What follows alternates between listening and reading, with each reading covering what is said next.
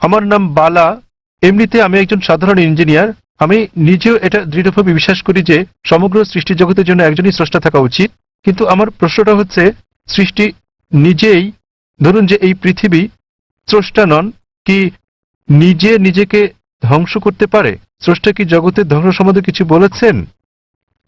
ভাই একটা প্রশ্ন করলেন যে তিনি একমত স্রষ্টা একজনই এবং এই বিশ্বব্রহ্মাণ্ড সবকিছু তিনি সৃষ্টি করেছেন, এই স্রষ্টা কি নিজে পৃথিবী ধ্বংস করতে পারেন? এর কোনো উল্লেখ আছে কি না? আপনি যদি কোরআন পড়েন, যা সৃষ্টিকর্তা আল্লাহ সুবহানাহু ওয়া তাআলার সর্বশেষ চূড়ান্ত বার্তা, এটা বলা আছে যে তিনি এই ব্রহ্মাণ্ড তৈরি করেছেন এবং তিনি একদিন এটা ধ্বংস করে দেবেন, এটা বলা আছে। এবং যখন এটা ধ্বংস করবেন তিনি নতুন আরেকটা সৃষ্টি করবেন। সুতরাং এই জগৎ একটা নির্দিষ্ট সময়ের জন্যই, কিন্তু সর্বশক্তিমান আল্লাহ এই জগৎ ধ্বংস করে দেবেন, যাকে আমরা কিয়ামত বলি, পৃথিবীর অন্তিম পরিণতি। এবং আজকাল বিজ্ঞানীরা বলছেন যে ব্রহ্মাণ্ড একসময় ধ্বংস হয়ে যাবে। অনেক ধরনের তত্ত্ব বিজ্ঞানীরা দিয়ে থাকেন, যেমন ব্ল্যাক হোল বা এই ধরনের বিষয়, কিন্তু অনেকগুলো তত্ত্ব আবার কোরআনের বক্তব্যের সাথে মিলে যায়। যেমন ধরেন, কোরআন বলে যে সূর্য এবং চন্দ্র একসাথে মিলে যাবে, কোরআন বলে যে সমুদ্র ফুলে উঠবে, কোরআন বলে যে নক্ষত্রগুলো ঝরে পড়বে, কোরআন বলে যে সমগ্র সৃষ্টি জগৎ ধ্বংসের মুখে এসে দাঁড়াবে। এবং এই বিষয়ে যা বলা আছে তার অনেকগুলো বিজ্ঞানীদের দেওয়া তত্ত্বের সাথে মিলে যায়। তত্ত্ব কেন? কারণ এগুলো হচ্ছে অনুমান। যেহেতু কোরআন হলো সর্বশেষ এবং চূড়ান্ত কিতাব, আমরা বলছি যে যেভাবে আমাদের সৃষ্টিকর্তা কোরআনে বলেছেন সেভাবে এটা ঘটবে। এই বিশ্ব ব্রহ্মাণ্ড সেভাবেই ধ্বংস হবে। এটা ধ্বংস হওয়ার পর সবকিছু পুনরুত্থিত হবে, আল্লাহ একটা নতুন জগৎ তৈরি করবেন। এবং এটা নির্ভর করবে আমরা পরীক্ষায় কেমন করি তার উপর। আল্লাহ বলেছেন সূরা মুলক অধ্যায় নম্বর 67 আয়াত নম্বর 2, আল্লাযী খালাকাল মাউতা ওয়াল হায়াতা, আল্লাহ সৃষ্টি করেছেন জীবন এবং মৃত্যু, তোমাদের মধ্যে সৎকর্মে কে উত্তম দেখার জন্য। তো ভাই, এটার উল্লেখ ধর্মগ্রন্থে আছে। তো আপনি কি এই স্রষ্টাতে বিশ্বাস করেন? আপনি কি মানেন যে স্রষ্টা একজনই? আমি বিশ্বাস করি না যে, ধরুন আমাদের এই মানব জাতি। কি বিশ্বাস করেন না?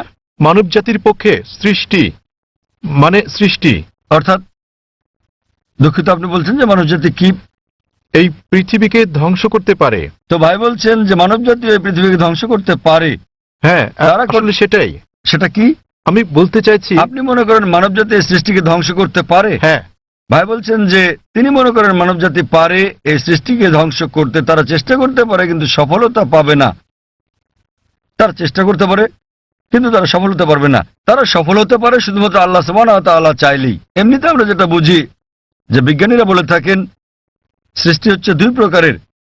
একটা হলো একটা কিছু থেকে অন্য আরেকটা কিছু তৈরি করা, যা আমরা মানুষেরা করে থাকি। যেমন একটা গাছ, সেটা আমরা কাটি, কেটে কাঠ বের করি, তারপর চেয়ার টেবিল বানাই।